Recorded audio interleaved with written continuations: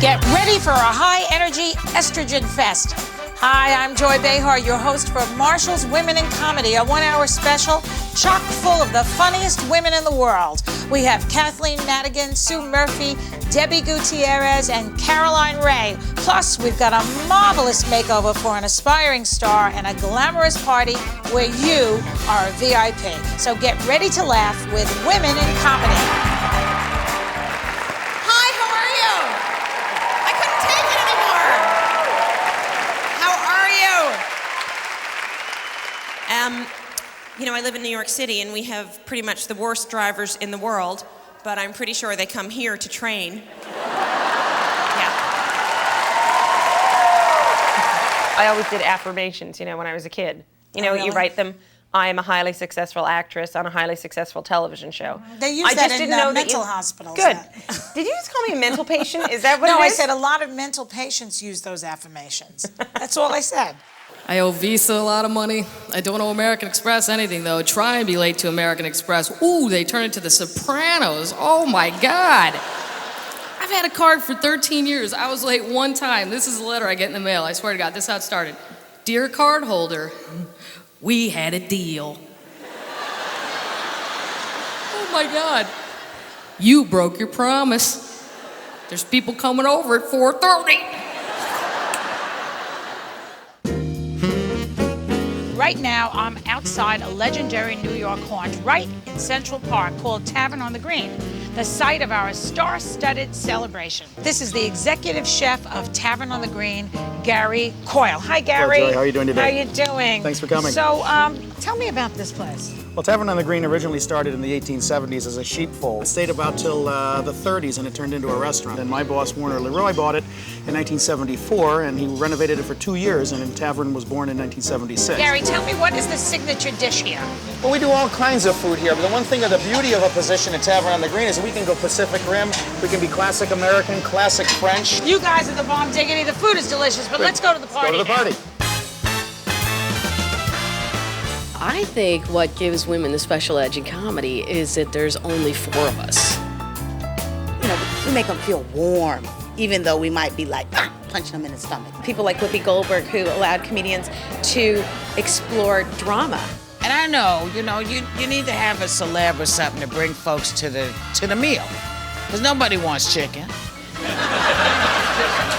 Some of my favorite women in comedy, well, everyone who's here today, of course.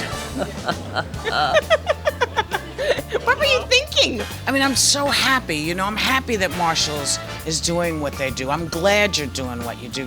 These women who are victims of domestic violence are people without voices, and you get these women who have very loud and funny voices to support them. Women helping women. It's what we do best. You know what? The most important lesson, that we're all in it together. That's Yeah, that's true. And there's no reason to, tear anybody up. Women can do comedy? Well, girls, you all did a fantastic job. Really funny stuff. And ladies and gentlemen at home, thank you so much for watching. We'll see you next year for another Women in Comedy extravaganza.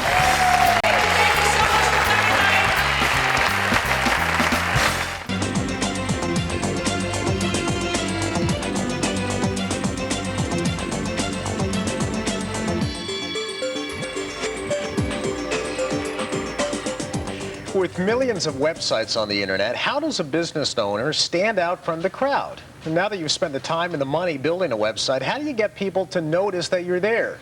Here to teach you how to promote your website is David Crowder, co-author of Setting Up an Internet Site for Dummies and Teach Yourself the Internet, a new book that's coming out. David, I'm going to go out on a limb, and I'm going to say that when it comes to most websites, very few people know that they exist, which is, I guess, is okay for a personal homepage. But when you're a business owner, you want traffic to your site. How do you get it there? Well, the first step would be to go ahead and expand your current advertising scenario to simply include your website. If you were going to switch over entirely from, say, a storefront operation to an online operation, you'd have to hunt up an advertising agency that specialized in that and had a good track record. Now we know how the information on our site should flow. Time to learn some HTML. But isn't there an easier way that doesn't involve HTML? Well, actually, there's a whole range of software out there that can help you. Programs of various levels of complexity and cost. Some are free, like Netscape's Composer, or pretty reasonably priced, like Microsoft's Front Page. You can get more complex programs. They're costly, like Macromedia's Dreamweaver. The problem is that most of these programs change the code on you, so you may not be able to make the page look the way you really want to. For full control, just learn some HTML, and then you can use a program like Dreamweaver or Composer as a shortcut or a learning tool. Now, before we start, let's tell the viewers what HTML means. Hypertext Markup Language. Okay, one more time. Perhaps you didn't hear me. Let's tell the viewers what HTML means. Hypertext markup, oh no, it's a markup language, and what that means is it instructs your computer how to arrange a document. HTML really isn't a programming language. A lot of people make that mistake. It's just a way of marking text so that your browser, the thing you look at a page with, knows how to display it.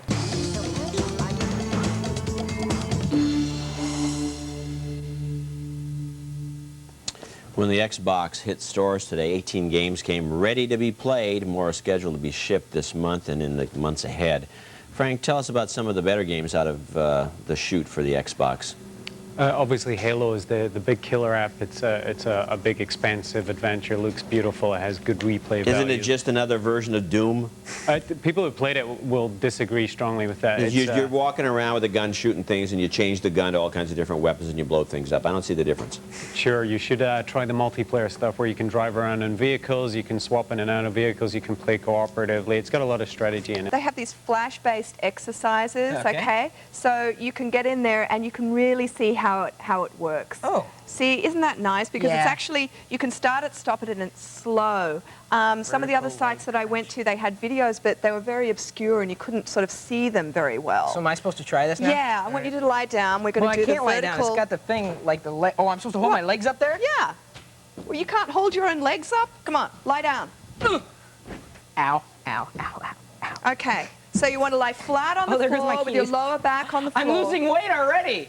My keys fell out. Okay, now how do I do this? Right, yeah, that's good. Right. Okay. This is so easy. Now put your arms flat on the side here, okay? And you want to, not too high here. You don't want to strain your back. Yeah. Make sure all of your back's on the ground. Okay. And then I want you to lift really up your neck and shoulders. Okay. Right, like that. Now what? Right, now down again. But you don't want to strain when you're doing it. You want to just slowly get up there. Tonight on Internet Tonight, a chance to be the Don Shula around your office. Plus the eerie world of the comic underground and a website dedicated to an obviously altered state of reality. Beep Mad Max and tell him it's Internet Tonight.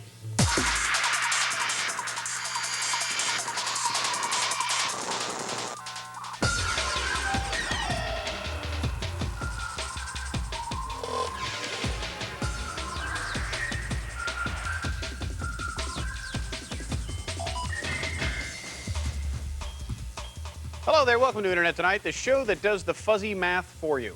I'm Scott Harriet. Topping Internet news tonight, well, the exciting battle between Al Gore and George W. Bush on Tuesday night lit up the trade up with strongly worded views from the public both during and after the event. Both of the candidates' official websites, AlGore2000.com and GeorgeWBush.com, naturally challenged the validity of their opponents' statements almost instantly during the debate. Bush's campaign went so far as to register the address debatefacts.com, which listed Gore's alleged inventions on taxes, welfare reform, and Medicare. Music up. Ready to solve camera 3 in 5, 4, 3, 2, dissolve. Mike, cue Vic, enter. The debt collectors are chasing down Excited Home, and the company says Lose. it isn't ready to camera foot the 1 bill. with CG2. Joining us now for some perspective is analyst Clay Ryder, VP of the Sagasa Ready Group. to clean? Hi, Clay. Hi, how are you? Take. Pretty good, thanks. First of all, why don't Ready, you tell insert, us, will CG1, this move insert. drive Excited Home into Ready, bankruptcy? 1 with CG2. Well, not immediately, Take. but it's certainly going to crimp their ability to operate. Camera 3, 2 $50 shot. million See how is this looks being with him requested. there. They have about 180. Well, the market sure reacted unfavorably to new inflationary numbers that came out on Friday. The tech sector in particular took a big dive after bad news from Nortel and profit warnings from other companies like Dell and HP. Let's take a look at the damage for Friday. The Dow fell 92. Hewlett-Packard, Intel, Microsoft all taking it on the chin. The NASDAQ, however, had an even worse day, down 127, 5%, the lowest level in 5 weeks. Well, there's another negative that's weighing heavily on the markets this Friday, and once again, it has to do with the economy. Economic statistics drive decisions on economic policy, and every month, the Bureau of Labor Statistics collects data that suggests that either inflation's rising or falling. And there are two major sources that the government looks at to detect inflation. Number one, the Consumer Price Index. Now, this measures price changes in consumer goods like gasoline, food, services, clothing. The CPI is usually the most watched indicator. It's usually the most important. The PPI, or the Producer Price Index, measures changes in wholesale prices. Those are prices of raw goods. And it's this Producer Price Index that jumped more than a full percentage point in January, and that was the largest increase in more than a decade, and it came as a surprise. Now, traders said while it was likely to be an aberration, the PPI figures are important enough to leave investors wondering whether the Federal Reserve might decide it should not lower interest rates again next month. That's right. When the producer prices came out, that really freaked out investors because it was a surprise, and investors don't like surprises.